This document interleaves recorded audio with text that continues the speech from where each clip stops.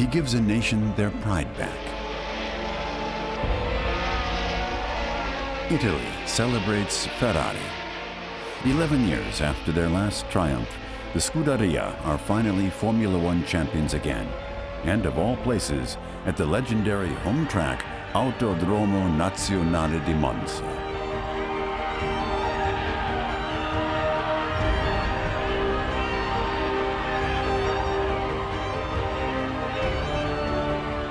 His name? Andreas Nicolaus Lauda, known as Niki, one of the best racers of all time. He grew up in Vienna.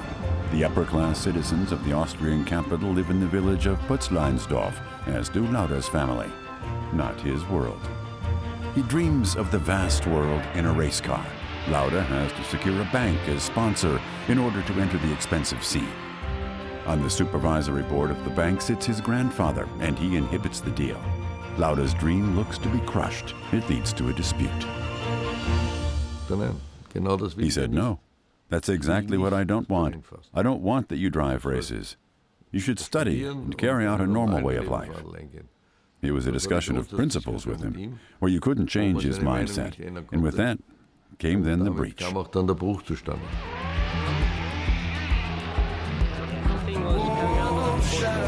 He knows that with his small March team, he stands little chance against stars like Jackie Ickx or Stewart. Niki was a very promising driver. Everybody knew at the time he had and could be a potential winner for the championship. He was new, and I always thought that Niki was a good driver right from the very beginning, but he wasn't doing anything spectacular at the beginning. But obviously he became a fantastically good racing driver, and with a terrific head for the job. Lauda is condemned to success, for it's all at stake. The 23-year-old has to run himself deep into debt. The enormous pressure grows, for he has no chance against the top teams, and he drives in the back. But it gets worse. The Austrian team runs into trouble.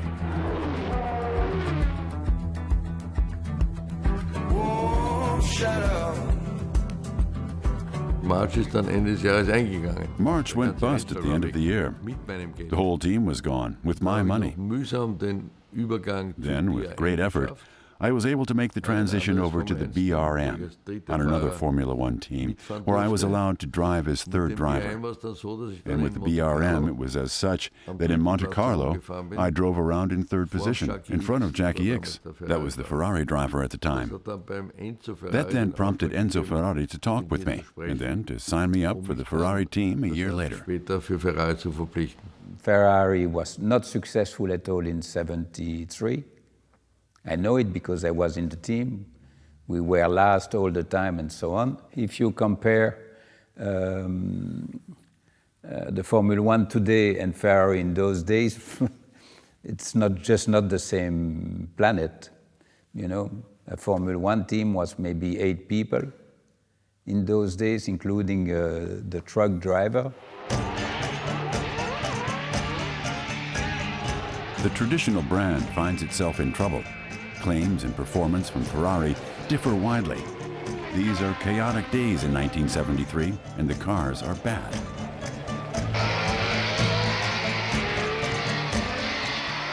And I can remember when I was allowed to test the Ferrari for the first time in Fiorano. What was this weird thing? This is understeered. This is oversteered. It isn't balanced. It's just slow. The pragmatic Lauda and the proud red from Maranello. The differences between the two couldn't be greater. Niki Lauda has a plan. With his cool style, he wants to prevail against all odds.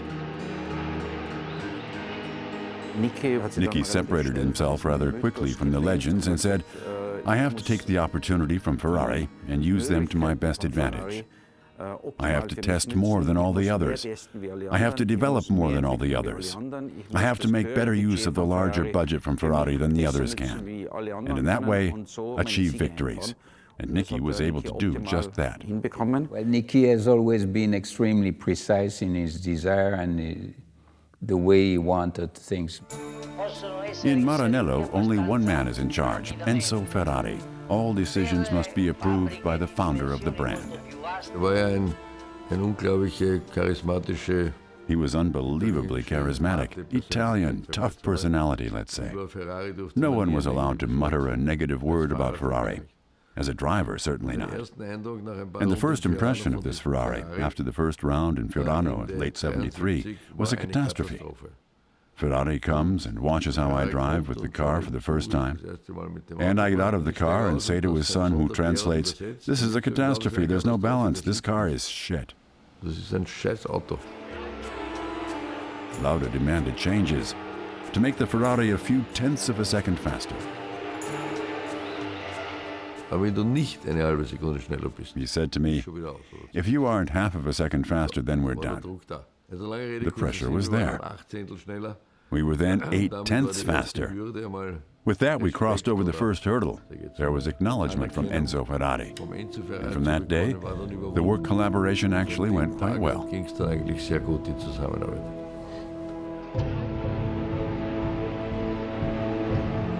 Coinciding with the start of a great career, his past catches up with him again.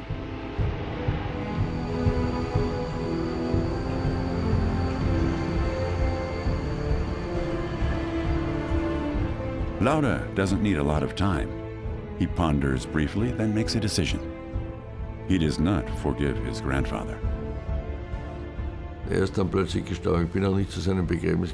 He died then suddenly. I didn't go to his funeral as the situation at the time was so tense and negative. If you were to ask me today, it would have been more sensible to, at least before his death, given him my hand and reconcile. But at that time, it wasn't possible. Und mich mit ihm versöhnt, aber damals in der Lage war das nicht möglich. Lauda prevails with Ferrari. Finally, he seems to have reached the goal line of fulfilling his greatest dream. He transforms the team, professionalizes all sectors. The groundwork for future success has been laid out. 1975 will be the racer Niki Lauda's year. Already since the second-to-last race, no one has been able to catch him. Niki Lauda in the Ferrari, and with that, all of Italy becomes world champion. He is no longer the awkward newcomer. As a friend, I like Niki, but as a driver, he was very good, and obviously proved that. So he's one of the top racing drivers in the world, without doubt. He's won also 3 world championships. I know, Niki's a good man. In the next season, Lauda is already considered one of the favorites. Team and car are working. But he has new competition from England. The charismatic James Hunt will deliver a duel with Lauda that remains today as one of the most exciting the Formula One has ever seen. A former colleague reminisces. James was always the big zampano when it came to women. Hunt, a showman, already legendary, continuously changing female partners. Outside of the racetrack, the good-looking Brit takes everything life has to offer.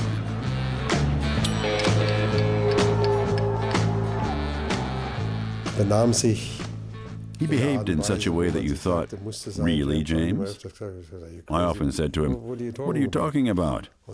At times it was a bit of a shame because it was simply provocative. If I were invited to the Royal House in Windsor and then arrive in a tuxedo top with jeans and tennis shoes with my toes sticking out, the front cut out, that doesn't go over well with the people there. You won't be invited back because they say, "What is this? What kind of statement is that?" It's a bit of a pity that he had to do that. It's nonsense. One can say free spirit. No, it was provocative, unpleasant. Style was also unpleasant. He's repeatedly involved in accidents. His style is criticized as being way too risky. For his team, McLaren, a costly affair. But one wants to see victories. James Hunt. He likes to celebrate. The sunny boy image fits to the marketing strategy. He's idolized, even though he never proved any consistent top qualities as a driver. Lauda and Hunt, two different life paths.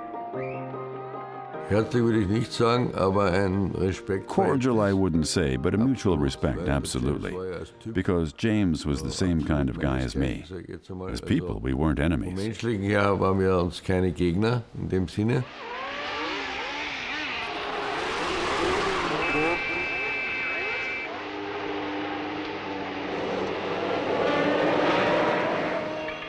The 1970s.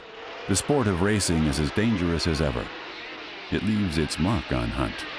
I don't want to die, and it's a source of it's a steady source of worry to me. You know, it's the one cloud on the sunny horizon of my life. Lauda suppresses such thoughts professionally. It's the races that count, nothing else. And he knows that with this, he places a heavy burden on his wife, Marlene. Marlene didn't know at all the kind of dangers we were putting ourselves in, because they see it all from the outside. There are some lunatics driving race cars, but no one is confronted with the risks. The 1st of August, 1976, Nurburgring, the most dangerous track in the world. On this day, the life of Niki Lauda will change profoundly.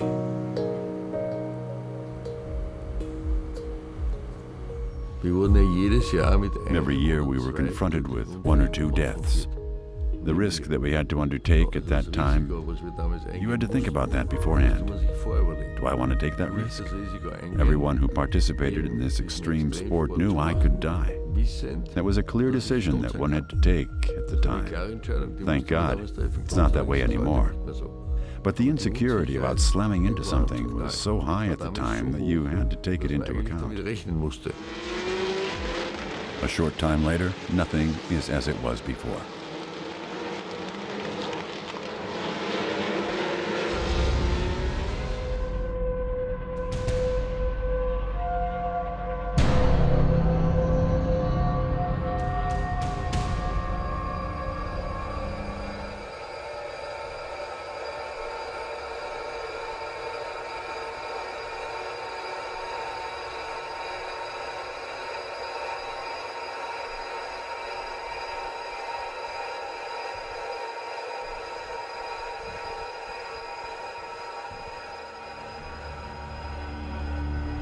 From the force of impact, the car hurtles across the road. It burns. Also involved, Hans-Joachim Stuck.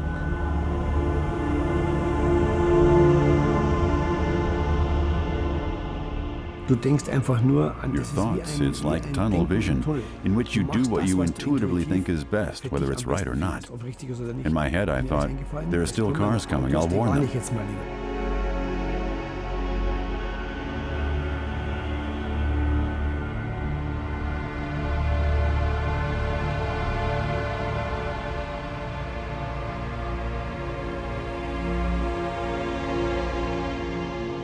Lauda is in critical condition. His lungs are severely injured.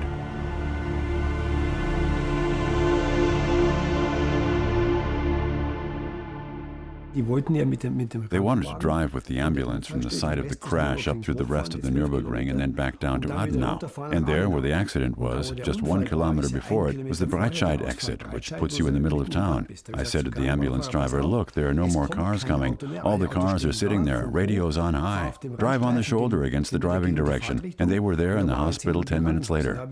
For sure, with all the traffic, I saved him an hour's driving time, and they could start with the aspiration of the lungs earlier.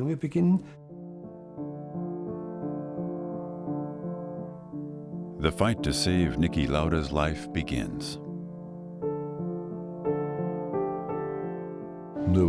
Surviving. The first question was, alive or dead? I can remember exactly that I saw myself liberated, flying backwards into a deep hole, and I thought that was it. And then I immediately began to think about what the doctor was saying. Listened, engaged myself, in order not to let myself fall into this lethargic death. Eben nicht in diese, sage ich jetzt einmal, Todeslethargie mich fallen zu lassen. And that was the right decision. And the doctors did everything correctly. The lungs were my main problem. I slowly started to come back and was able to fully recover. But I'll never forget that moment where it was really close to the edge. Wo es eben wirklich knapp an der Grenze war. The race was restarted, customary in these times, and Hunt wins.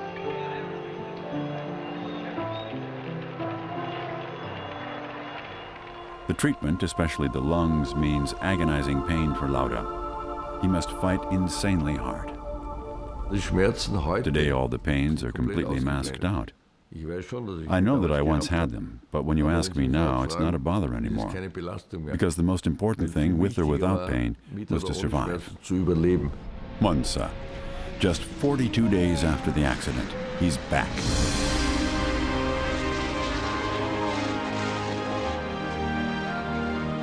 Someone like Niki Lauda doesn't give up the fight for the title easily.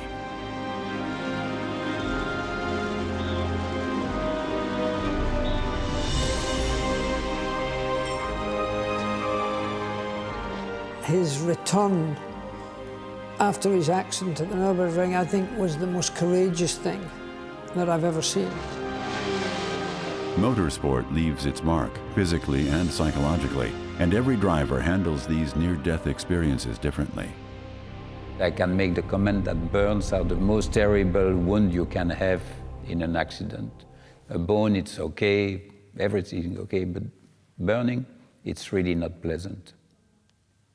And I'm sure Niki told you that. Lauda places fourth in Monza. Hunt falls out. The duel goes on. I was beside him when he took his helmet off at the end of the race and he was just bleeding. There was no skin left, you know, because the vibrations of the helmet on the car, it was a great effort by him to do that. At the foot of the volcano in Fuji, Japan, the last race. On this day, the title will be decided, Lauda or Hunt. The course is flooded. The drivers protest. Then came the unbelievable announcement from the race director. Everything had been stopped, but he said, "Now we'll start the race." I was the driver's spokesperson at the time and said, "Why now?" He said, "It's the first race that will be broadcast worldwide on television, and we have to transmit it. Because it's 6, it will be dark, and we can't miss out on this experience, cost what it may."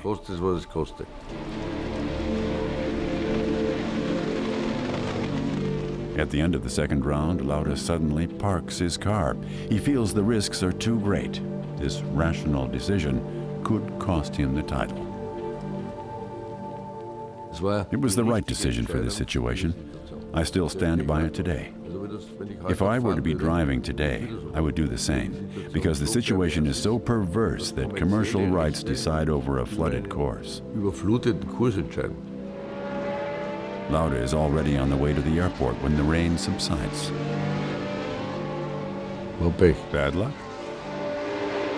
Now a fifth-place finish is sufficient for James Hunt.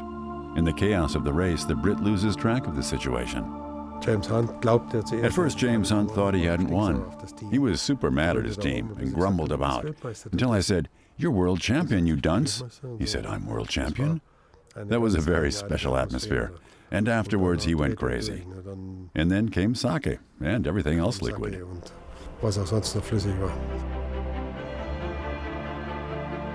Niki Lauda and James Hunt. They'll never be best friends, but the mutual respect runs deep. Lauda accepts what he cannot change, and now the next world champion title is on his agenda. A great assist is his ability to focus to the bitter end, black or white.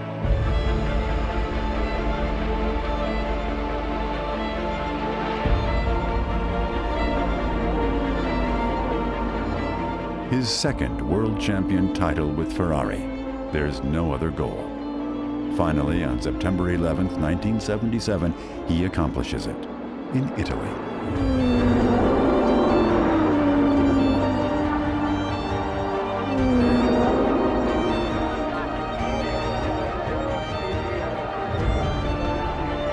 His opponent, James Hunt, lacks consistency. He looks for fun elsewhere. But then something happens that also Niki Lauda can't control, and he has to make a difficult decision. Somehow the emotion was gone. That the Ferrari car was better than all the others at that time, that was clear. But somehow, all the emotions that I had had over the 4 years of driving with them, they were somehow neutralized. The positive emotion. And the emotion that remained was neutral. And when something went wrong, it was double as bad. It wasn't working anymore. Like in a marriage. And therefore, I chose to leave. He switched to the Brabham Racing team. Team manager is Bernie Ecclestone. But the new beginning and fresh motivation that he had hoped for weren't there. I drove out of the pit, had endless discontent. I exhorted myself. Drive on. Contract is signed, enjoy it. But I couldn't resolve the problem. Was then in the pit, had the pressure in the tires checked so that I could have time to think. Then I drove out again and thought, nix, done, the end. I got out of the car, said thanks, and I retired.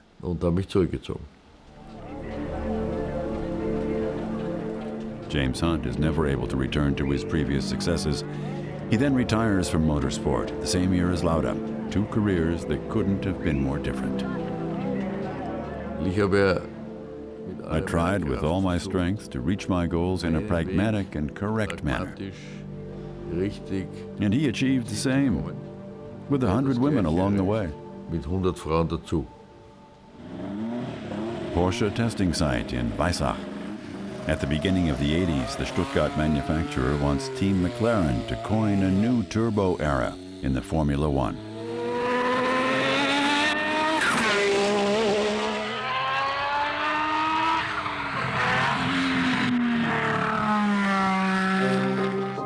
In the search for suitable drivers who can fulfill the high expectations, Team McLaren has struck it big. Niki Lauda can't help himself. There I had the first test drive with McLaren, and I then decided to come back to the sport. For Team McLaren, Lauda is a godsend. He has the ability to drive fast and to develop the team through his example, and to help his colleagues. Niki was for sure the man who gave me something. He brought me a lot. With the experience of Niki, having been world champion already, having a different philosophy. I was doing a lot of sport. I was really trained physically very well, and Niki was like this and did not look very fit, and we had some very difficult races. And very often I said, oh, it's warm and he's going to be tired, or it's going to be... No, he was always there, because at the end it's also in the head, and I learned a lot about that.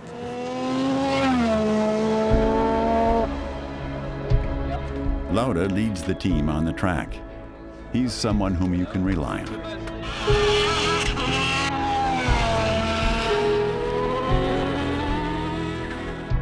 At the end of the 1984 season, 2 years after his returning to the sport, Lauda becomes world champion for a 3rd time. Coming back and winning again the World Championship, that was impressive. Alain Prost loses the World Championship by half a point. I remember very well the party that we had together after the race. That was really something that I would never forget in my life.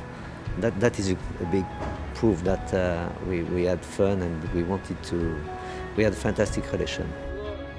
Niki Lauda ends his unparalleled career in 1985. He had achieved everything that he had wanted to in racing, and now looks after his airline that he established years ago. James Hunt is the tragic hero of this story.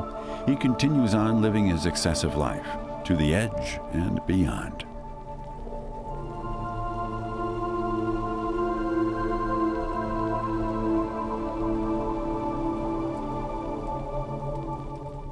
Dass diese Reise von ihm dann leider This trip of his then went unfortunately south, because you can't maintain a racer performance when you're so destroyed. Wenn du dich aus dem Auto heraus enteert vernichtest. Trank zu viel. He drank too much, and maybe he also took too many drugs. I remember still that he was working for the BBC and was completely bankrupted. I crossed paths with him in London and helped him out and gave him money. And then I held this discussion with him. You're going to pull yourself together now or you'll be dead. And he did just that. That was the great thing, that he completely turned himself around, totally healthy, never drank anything nor did anything else, had actually fully come back to the world, and then, unfortunately, completely unnecessarily succumbed to a heart attack. Today, Niki Lauda works as a co-interviewer during German TV broadcasts and for the Silver Arrow team of Mercedes. He's now in his second marriage. The restless pragmatic has become calmer, and he knows who he has to thank for that: his first wife. Today we have the best relationship. Birgit, my current wife, also. That all went incredibly well, only because of her personality. That she understood everything, went through it, respected it, and accepted it. Niki Lauda stayed true to himself. He and his rival James Hunt were lead actors in the most dramatic season of Formula One history.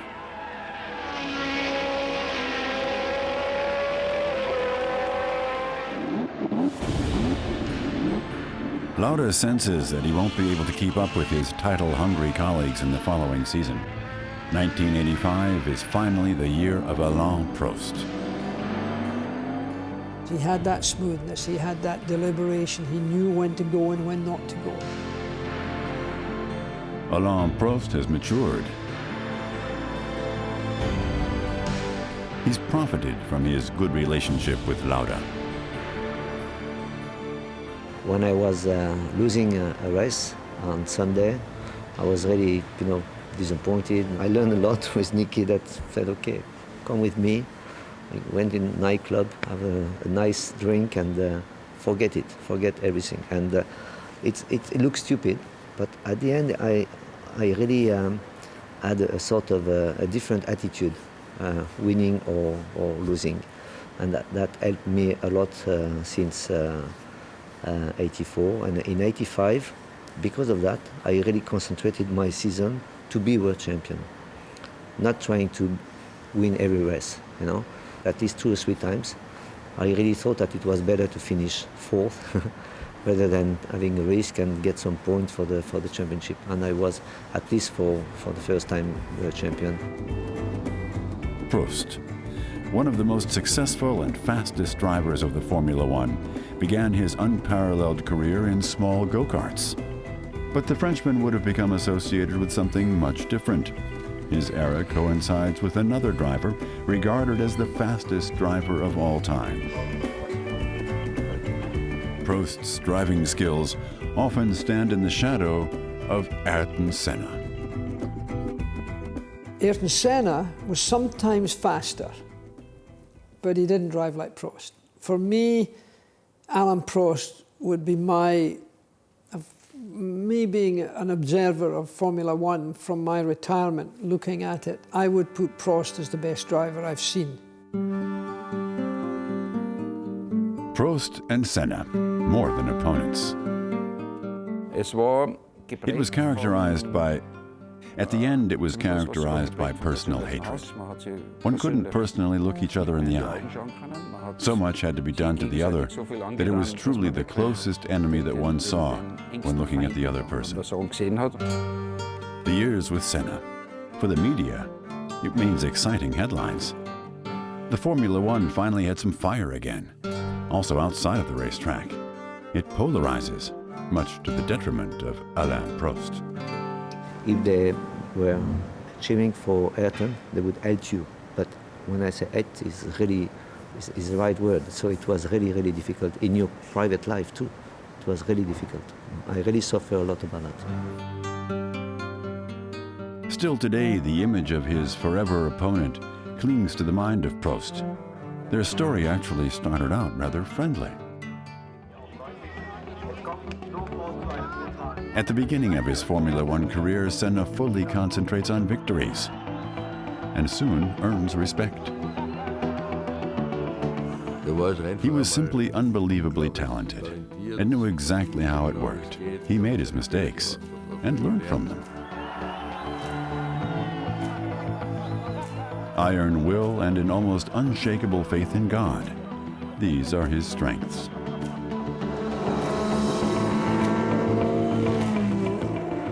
His driving style, spectacular and ruthless. He becomes polarized. In his hometown, on the other hand, he enjoys the support of the entire population. And also at the racing tracks around the world, it revolves mostly around him. Hardly anyone could resist his personality. He simply had charisma. Ayrton was very much a seat-of-the-pants driver. He drove, of course, with his head, but nothing like the same head as a Prost, for example. And he would take risks that another man wouldn't, or he would do things that other drivers wouldn't. Alain Prost experiences the heyday of his career. He is the star. It must be decided who will race with him.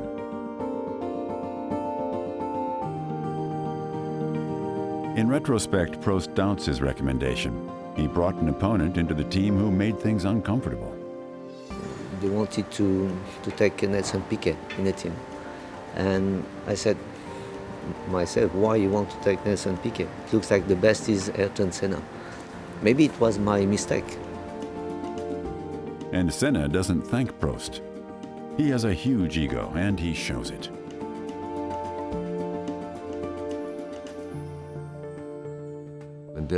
When he came into the room, everyone looked. Without him saying a word, there was a completely charismatic, strong personality that could drive cars insanely well.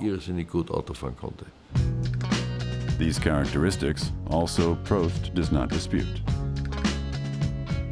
When I was racing against Ayrton, you could not imagine and believe how difficult it was for me to be in France. The introverted Frenchman has distanced himself from his homeland.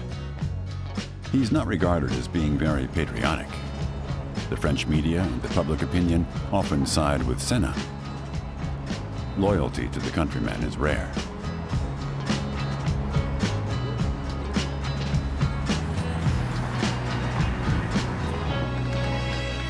Alain Prost is not only isolated, he faces frequent opposition.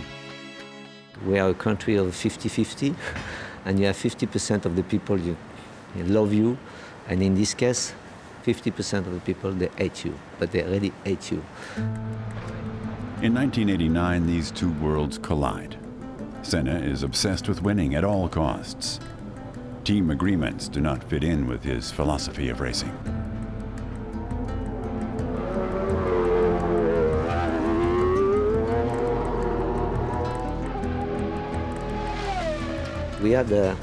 We always had, when we were in the first row together, we always had a sort of agreement that we would not fight before the first corner, and that happened in Imola. And I did a better start, and look in the mirror, I said, okay, I took my line, and then he overtook me. I did not expect that he would overtake me. And 3 days later, I was really furious. We were in a small truck with Ron Dennis and Joe Ramirez, and we were talking about that. And he said, but it's not me who has overtook Alain. It's Alain who has overtook me.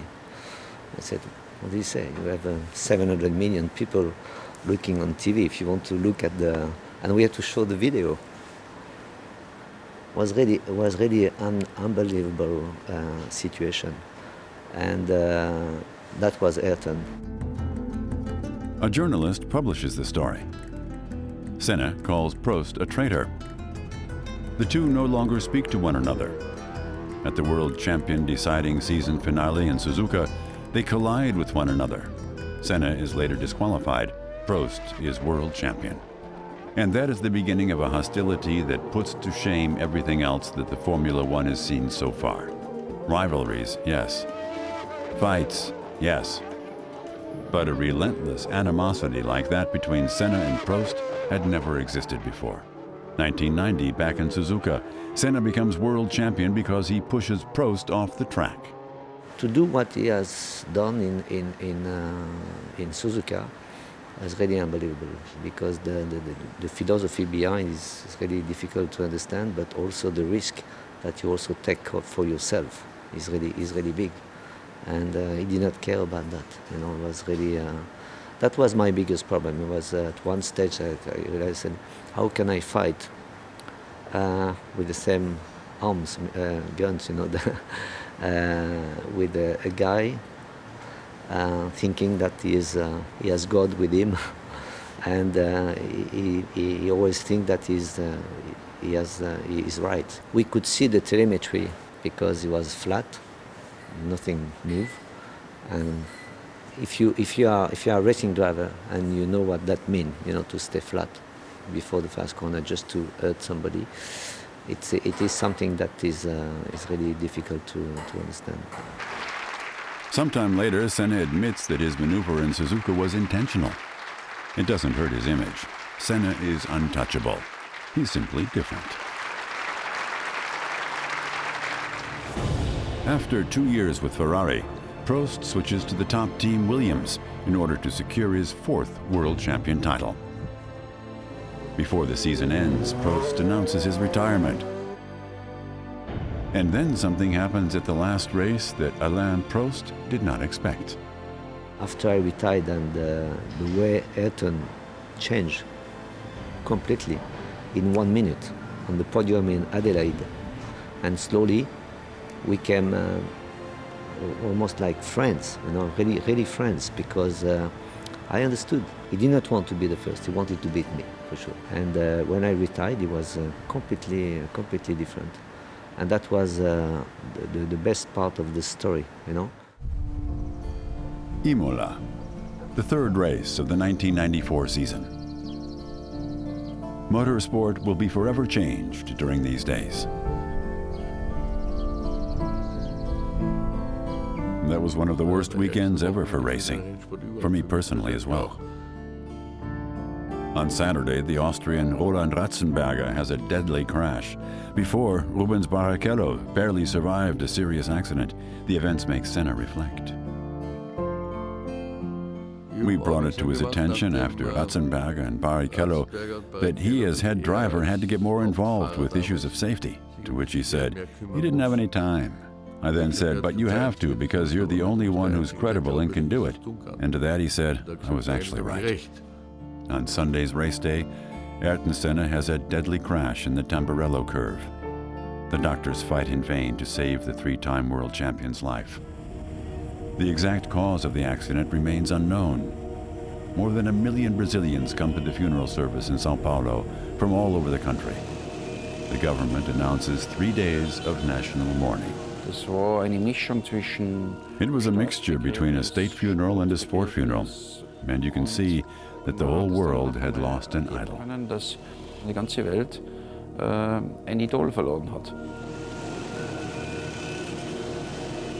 A memorial service becomes a demonstration. A land torn apart, united in their belief in good.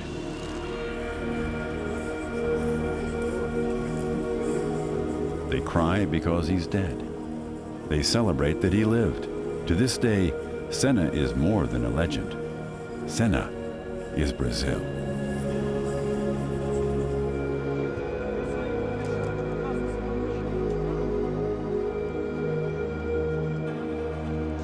The whole country was in mourning because he was the national hero.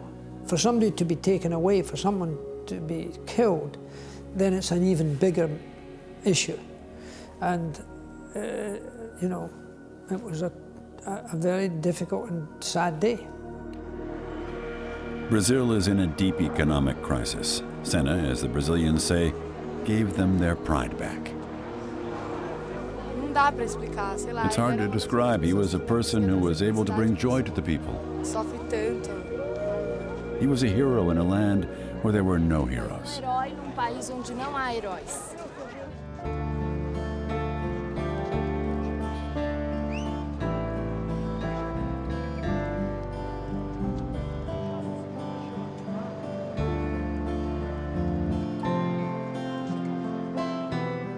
he wrote a part of the history of Formula One that would maybe never happen again. I was a competitor, I was a teammate, and I became a friend. What best, you know? Nothing. They dominate the Formula One headlines since 2014. Nico Rosberg against Lewis Hamilton. It was definitely a great duel, and it will continue to be a great duel. And it's then completely normal that there's also friction. And sometimes it's easier and sometimes harder, especially when it's within the team. That's also a great challenge because when you're fighting against an opponent who's driving for another team, I think that's a little easier or different. But within your own team, that's difficult. Friends have long since become opponents. The road to the title has heavily strained the relationship. We've known each other for a long, long time, and it's not easy being in a championship battle like we had this year. The things you do together, you do them, but otherwise you go your own way. It's completely normal. It's not just like that between Nico and Lewis, it's like that between everyone who's competing against each other at the highest level. Two drivers, two egoists, one goal. Only one can be world champion. These are two different people, both equally strong in the car and simply interesting to observe. Hamilton's father makes his career possible, enduring many hardships. My dad had 4 jobs at one stage to keep us racing. When I was 8, he bought me a go-kart, a very, very old go-kart. He resprayed it and he rebuilt it to make it look like it was new. We won the first 6 races we did, and then we just kept going. We kept winning, we kept winning championships. Nico Rosberg's situation was much different.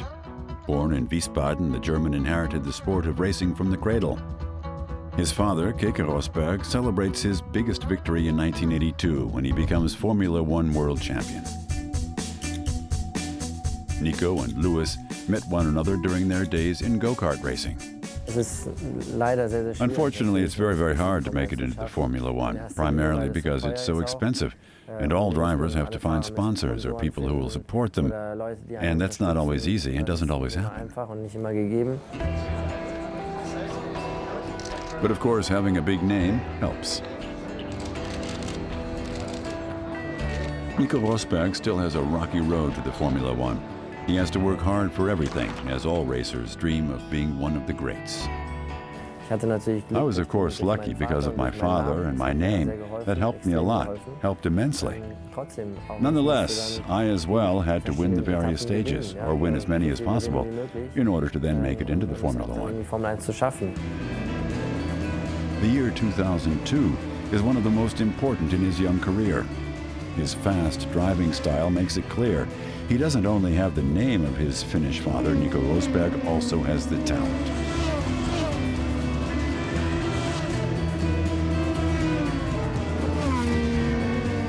He fights for the Formula BMW World Championship, and then victory leaves him hungry for more. That year, I then won the Formula BMW World Championship, and then I had tasted the blood of racing. After his victory, his team has a very special surprise for the 17-year-old.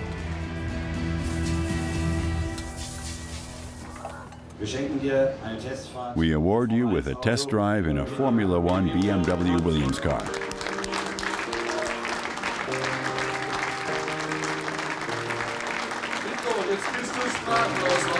You're speechless, or? Now you have to get up. Stand up, my friend. The tears aren't sitting there, they're running, ladies and gentlemen. Tears are running over his cheek. Amazing, Nico. Isn't it wonderful? It's amazing, isn't it? You weren't expecting that. That was unbelievable. As a 17-year-old to then go from 140 horsepower to 940. That's what the cars were then. To get in and give full gas. That was here in Barcelona, I can still remember. I came out of the pit lane, pushed the pedal through for the first time, and I thought, this can't be for real. It was unbelievable. It was like a rocket that had been lit on fire. And it was a special moment for me. Rosberg signs with Williams. He's finally reached his goal. The Formula One, where heroes are born, where athletes become superstars. Glamour, fame, and money. It's a whole other world. To be one of only 22 people, this is the attraction.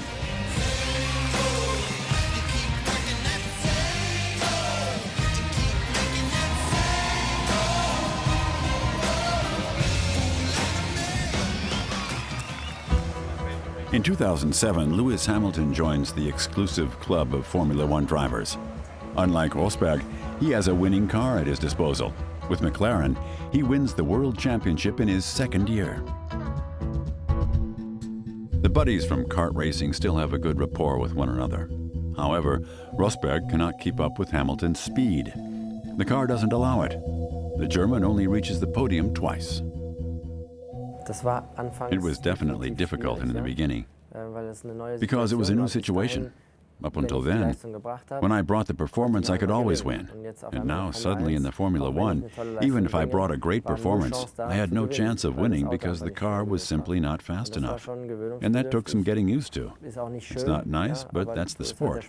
In tennis, it only matters how your form is on the day. The rackets are more or less the same. In auto racing, it's just a matter of fact that it depends on the car. Therefore, the switch to Mercedes in 2010. The Silver Arrow makes a comeback into the highest class of motorsport. However, Nico Rosberg is not the focus of attention originally. For their comeback, the Stuttgarters brought 7-time world champion Michael Schumacher out of retirement. In the internal team battle, Rosberg often stands in front. In 2013, Rosberg receives not only a new car, but also a new teammate, an old acquaintance. And it's quite an exciting day for us.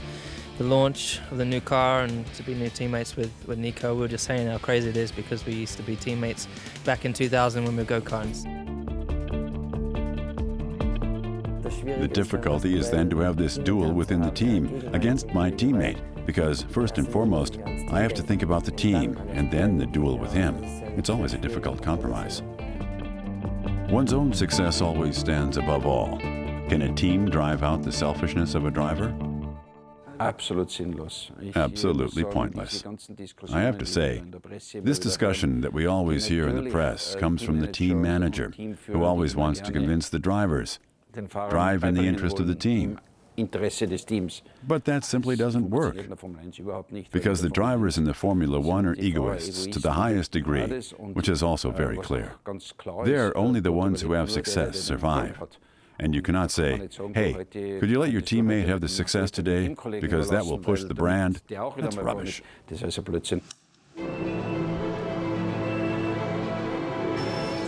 Internal competition. There's still something playful about it. In 2014, turbo engines returned to the Formula One. The new regulations benefit Mercedes. The Silver Arrows kick off the season incredibly strong. The car, World Championship-esque. The drivers first rejoice with one another. But who will take the title? Hamilton and Rosberg pose this question amongst themselves. The competition doesn't have a chance. In Monte Carlo, Rosberg locks his brakes during qualifying. Hamilton cannot complete the round. The pole position goes to the German. Was the braking maneuver truly an oversight? Hamilton publicly expresses his doubts. Hamilton said after the qualifying, Nico and I are not friends. Which qualifying? Monaco qualifying. That's That's unsympathetic of him to me, I think. That was at a time of the year where it was, again, more intense. I would go up and down all year. Why should Lewis sit with Nico on a free day and have a coffee? They have other things to do. They're very respectful around one another, but they don't spend their free time together. Because that would end the fun of it. They want to battle against one another. The maximum that can be achieved is after the race, you're normal around one another again. That you may be a bit friendly with one another, maybe you go have dinner together, make an appearance somewhere together as a team, but as soon as the race begins, you have to be driving. The ground rule, each before each, goes over your head. Whomever is ahead at the end is the winner. Mercedes doesn't want to give any team order. Both drivers should drive against each other. A decision that leads to Rosberg slashing the tires of Hamilton in Belgium. Neither of the Silver Arrows win the race. Es war natürlich ein Racing, aber überhaupt It was, of course, a racing accident. Absolutely, no argument. Only when two Mercedes cars are driving so predominantly in the lead, then one of the Mercedes stars has to win. Racing accident is clear. If Rosberg had been driving with Vettel or Hamilton or some other driver, it's a racing accident. But when you provoke a racing accident within your own team, in which neither of you win in the end, then the fun stops. For the team, that was the damage. And that's what he was blamed for. You have to. When you're not fighting against a third, but fighting against each other, you have to watch out more. After being significantly reprimanded by management, both drivers finish out the season without any major incidents.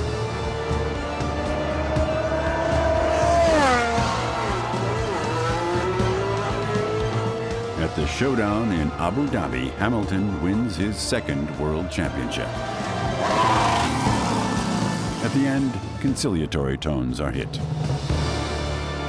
For Nico, 100% is not an easy experience, but Nico did an incredible job, and coming up afterwards was incredibly professional. So I think it just showed the respect and the long friendship we've had for many, many years. So. Now we're buddies again.